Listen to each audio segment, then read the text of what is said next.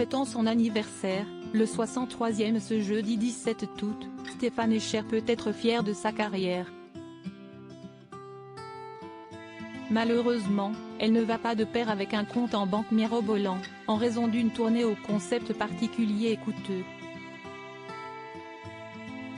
Ce 17 août, Stéphane Escher célèbre ses 63 ans, une vie marquée par des titres incontournables tels que Déjeuner en paix, Combien de temps ou Pas d'amis comme toi. Si dans les années 1990, la carrière de l'artiste originaire de Suisse est au sommet, 30 ans plus tard, les comptes ne sont pas très bons.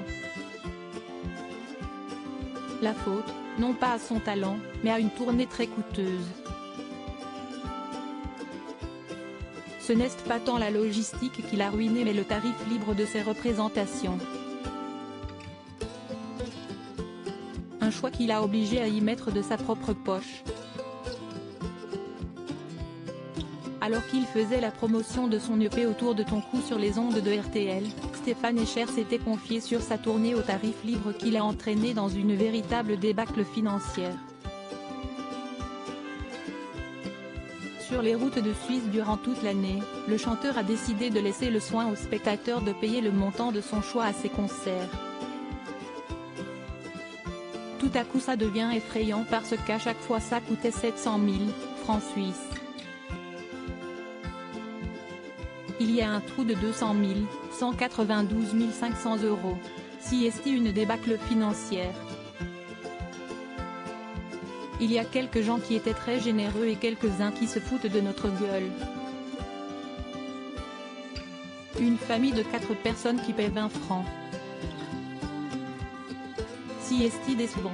Mais les Suisses sont un peu ragdins. Si est pourquoi ils sont riches, expliquait-il ainsi, gardant son sens de l'humour. Dans le rouge financièrement, Stéphane Escher avoue alors qu'il était en train de vendre sa maison. J'ai envie de créer, donc s'il faut du financer pour ça, il faut le financer, assumait l'artiste sexagénaire que rien ne peut arrêter de faire de la musique. Une situation difficile qui n'est rien comparée à ce qu'il a vécu pendant la pandémie, la mort de ses parents.